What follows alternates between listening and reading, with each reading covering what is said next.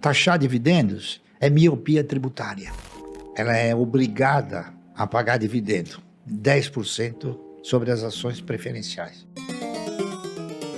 Se você for analisar friamente, hoje são poucas as empresas que pagam dividendos.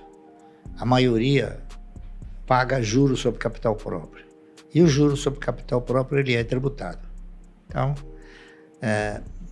eu não sei até que ponto a tributação do dividendo poderia ser uma alavanca para o governo tributar mais. Ao contrário, ele vai inibir o cidadão de investir. É verdade. Correto? Então, se pega lá fora, o pessoal quase não paga. É uma coisa que está sendo avaliada. Até agora não se falou em tributar o dividendo com tanta intensidade, porque a gente já teve a oportunidade de conversar com alguns parlamentares. Eu era presidente do Conselho Regional de Economia, então perguntaram para mim o que eu achava sobre tributar dividendo, tá certo? Eu respondi o seguinte: taxar dividendos é miopia tributária. Por quê? Porque na época em que o dividendo era taxado, a maioria dos empresários pagavam um dividendo pequeno, davam proventos através de outros mecanismos, tá entendendo? Então, o governo nunca arrecadou aquilo que ele estima ser uma fonte de arrecadação, entendeu? Porque tem uma coisa, o governo, ele pensa em subtrair, não é isso? Ao passo que o empresário, ele pensa em quê? Em contribuir.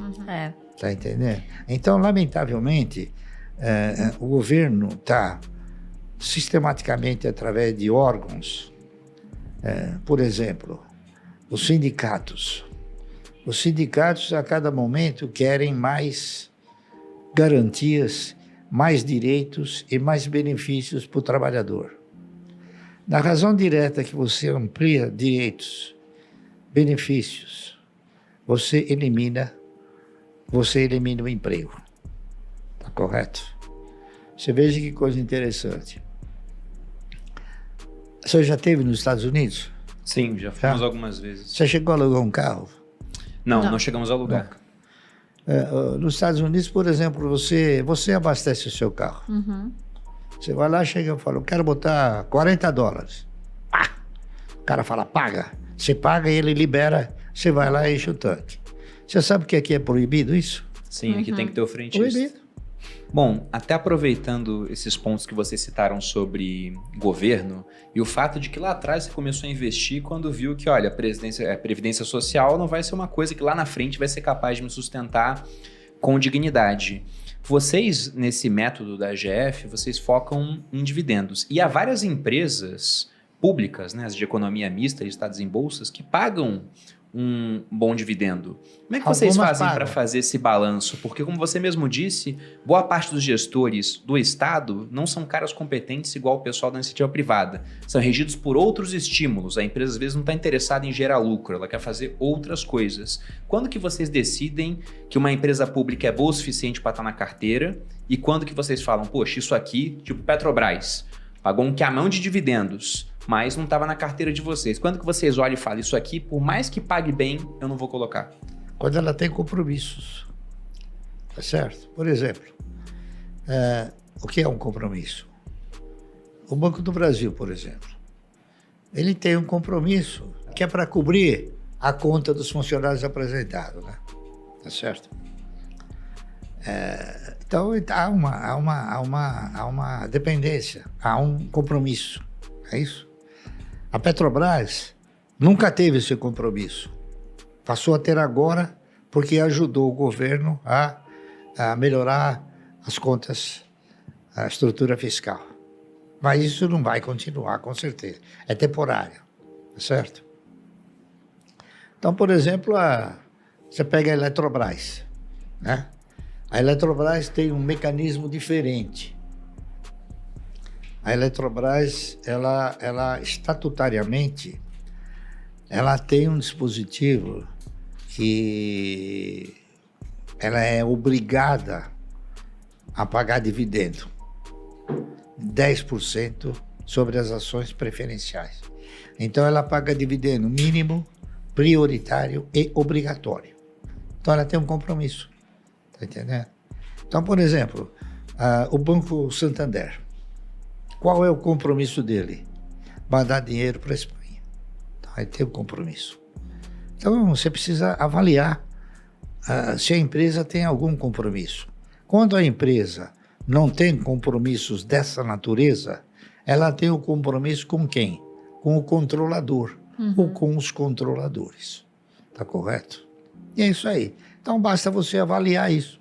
Então, esse é um dos fundamentos muito importante quando você vai investir em uma ação.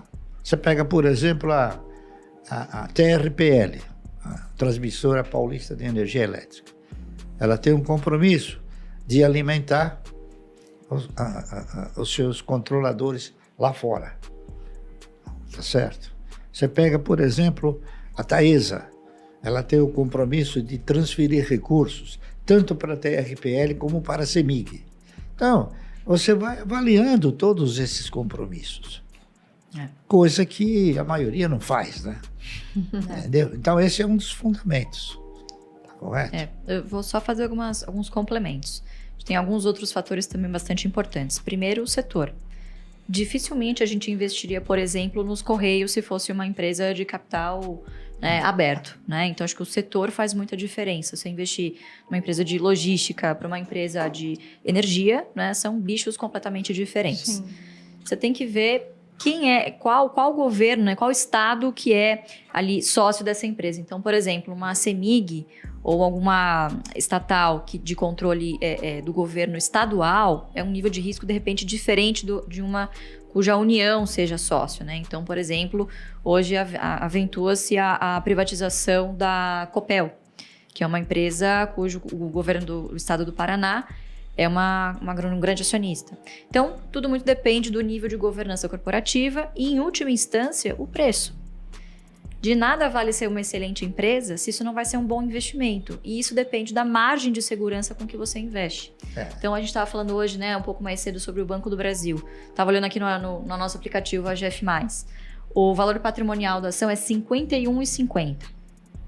Bom, isso depende, porque eu vi com o Felipe que tem duas formas de avaliar. Baseado no último resultado, vamos chutar 51, 52 reais.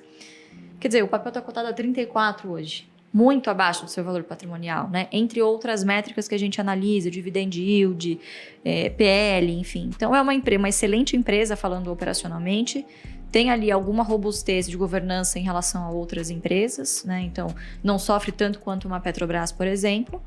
E o fator preço acaba sendo extremamente importante, né? Porque é o que vai determinar, claro, é o que vai determinar o seu retorno total ao acionista, que é a somatória de quanto você recebe e reinveste em dividendos, mais a consequência natural de ter um bom portfólio com boas empresas, que é a valorização dos seus ativos, né? Então, acho que o preço também é um fator fundamental aí.